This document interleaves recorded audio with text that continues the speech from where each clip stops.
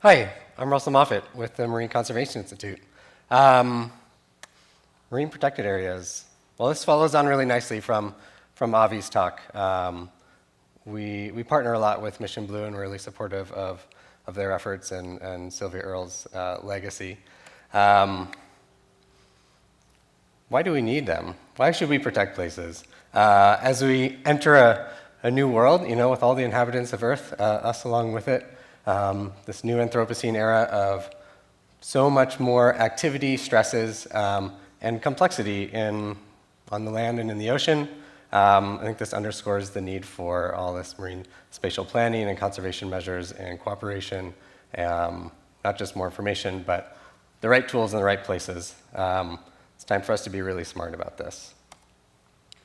I'll talk about just one tool, marine protected areas. They can be really powerful and really effective in the right places, not all the time. But some crucial things occur only in certain places, and protecting those places is far less knowledge intensive and expensive than managing species one by one. In essence, marine protected areas can serve as an insurance policy, a lifeboat for the ocean, not if, but when we fail to optimally manage systems everywhere else.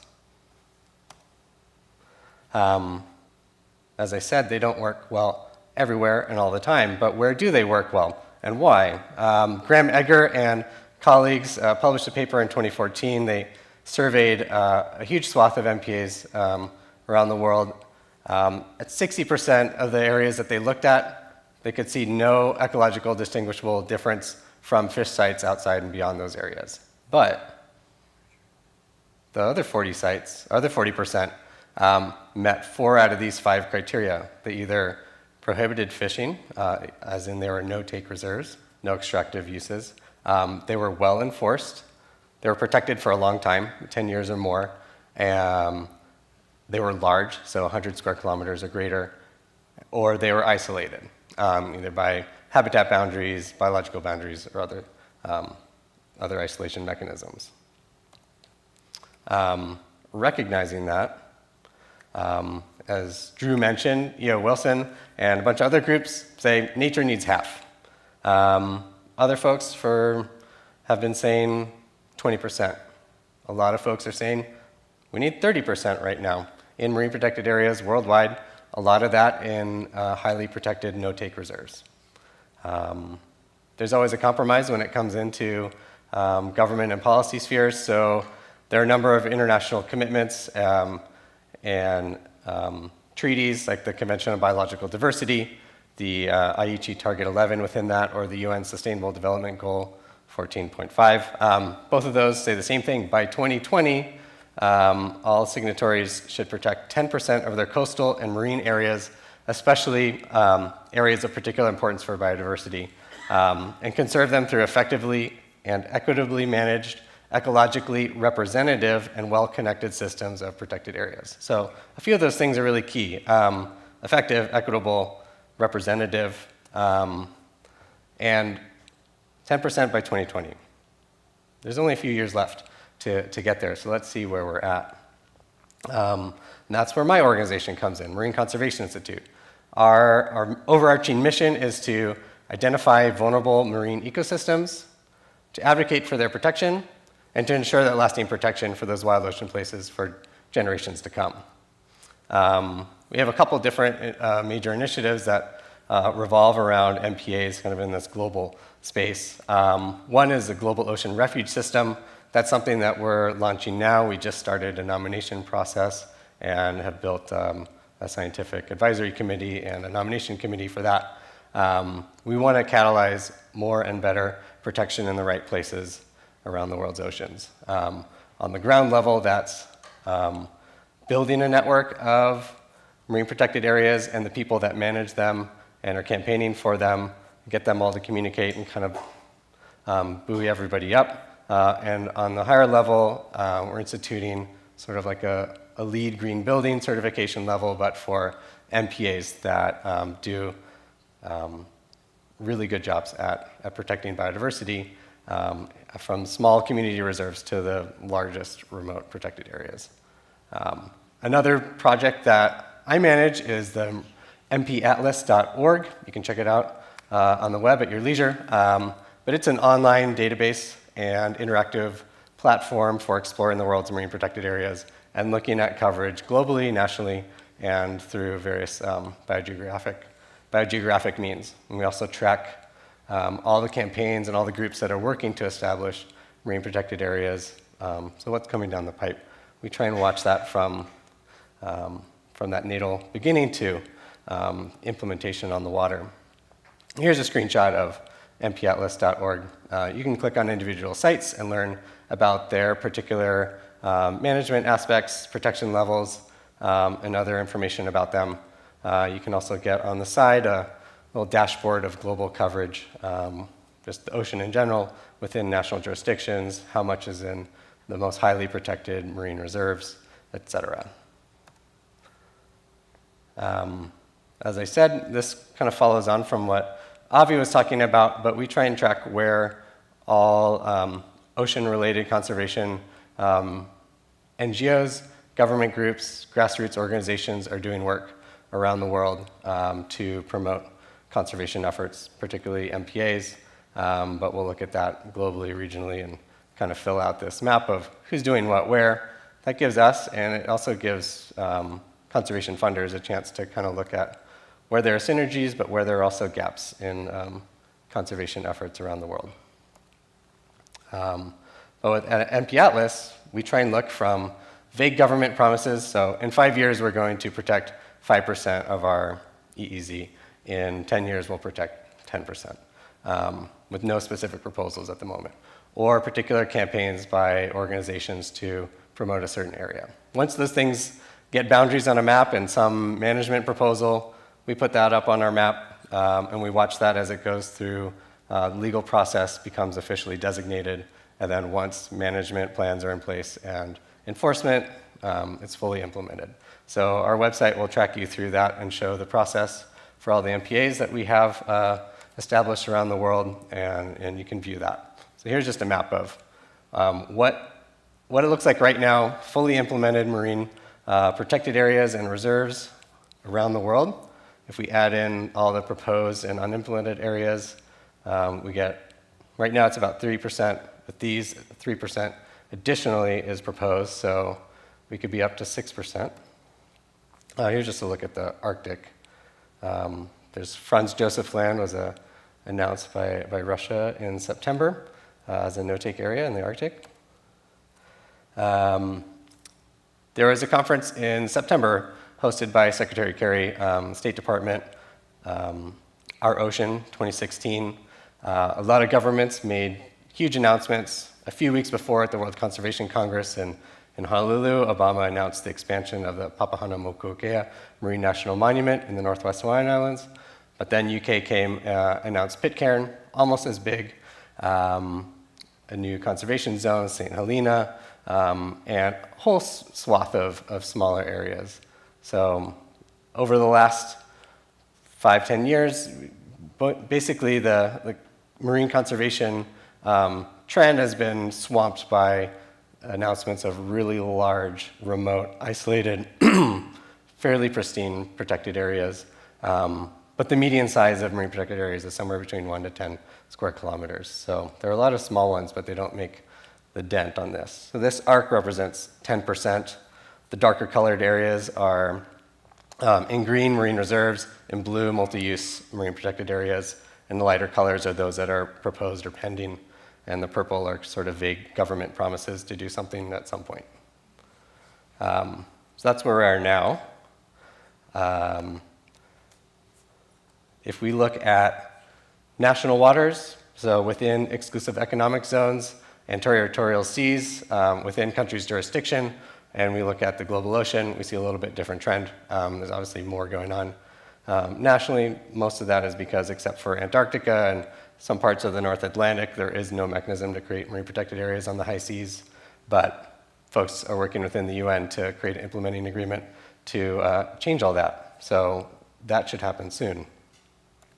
If we look at the trend in creation of marine protected areas over time, in the last few years, we've seen a huge increase in the rate of protection coverage. But you can see the arrow, the bottom arrow shows 10% by 2020. So most countries have agreed to meet that. We need to increase the rate of MPA establishment across scale to meet that. And the top arrow would be 30% by 2030, not 3030. That recently was agreed to by IUCN at the World Conservation Congress. So we'd have to increase the rate of MPA creation even more to meet that.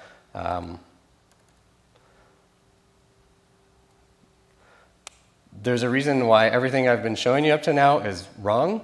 Last Friday, this big sucker was recently announced. So for the last 6 years, there have been proposals and campaigns to protect parts of the Ross Sea and other parts of Antarctica through the Commission for the Conservation of Antarctic Marine Life, CAMLR. But the Ross Sea protected area is now the world's largest marine protected area, including a huge, the area in green is all no-take. The blue area and the red area allow for scientific research fishing for toothfish and krill. But that green area is huge. So we've known about this as a proposal, but now it's actually going to go into effect next December of 2017. But when it does, that will change our MPA coverage globally from almost 3% to just under 3.5%, and of no-take fully protected reserves from 1.6 to almost 2%.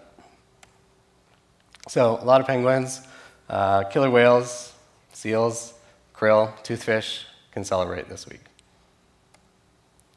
I talked about this plan or lots of these targets that folks have been talking about of beyond 10%, 20%, 30%. What does that look like? This is just a thought exercise because I wanted to see what would that actually look like on a map if we filled out every large-scale marine ecosystem in the world with some sort of MPA, put it on a map, and what would it look like from that big global picture. Something like this. If you fill in the rest of the high seas with EBSAs, ecologically and biologically significant areas identified through the Convention on Biological Diversity, and add a number of other areas. This now is 30% of the global ocean in some sort of protection. This is an optimally distributed network of MPAs. We're not going to get anywhere near close to that, but some people might balk at this like, oh no, this looks terrible. MPAs are not good. We should just sustainably manage our fisheries everywhere, and we'll be okay. That's a philosophical difference, so there are different camps on that. But this is what it might look like to hit 30%. Let's look at how countries are doing right now. 17 out of the 154, 160 coastal countries that are signatories to the CBD are close to meeting their 10% target, so not very many. And again, if we use that optimal distribution of new MPAs across all marine ecosystems, we'd still have to actually protect 16% of marine areas within national jurisdictions, not 10%, because we've overcommitted in some areas, such as the Central Tropical Pacific, as you see here. So here's, this uses the marine ecoregions of the world, Meow by Spalding et al., marine ecoregions just as a proxy. We could easily do this with emus next. Just downloaded that this morning. Thank you, Esri. Or any other biological ecosystem type classification. Well, you can see huge no-take areas, Central Pacific, a few other scattered outliers here and there. But in general, most of the world is not very close to meeting 10% targets that they've agreed to. Let's take that a little bit closer to home. Let's look at the US. Every year I publish a report card called Sea States US. It just shows how well different states in the US are doing at protecting their marine waters. State waters are generally 3 nautical miles, 9 nautical miles, depending on where you are. But how well they're protected within multi-use MPAs or within fully protected no-take zones. We're in California right now. California probably does the best systematically, but very few have any significantly, strongly protected areas. I should say also, if you just look at all the US, only 6 out of the 23 ecoregions have 10% protection. All those are in the Pacific. So we can just look at the North American continent.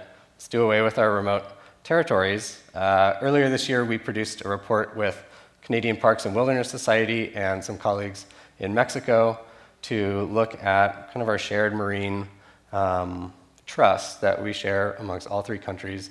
Obviously, marine life doesn't respect political boundaries. But how are we doing overall, and how are we doing as a country, and how can we support each other? But overall, less than 1% of the North American continent is protected in any sort of MPA, and only 0.04% is in fully protected areas. Only 18 of 23 marine ecoregions in North America have MPAs. Only 9 have more than 1%. So there's a lot to do. If you look at the U.S. as a whole, we have something like more than 25% protected, but that's because we have the entire Hawaiian EEZ and almost all of our Pacific remote islands in strongly protected areas. Very little here at home.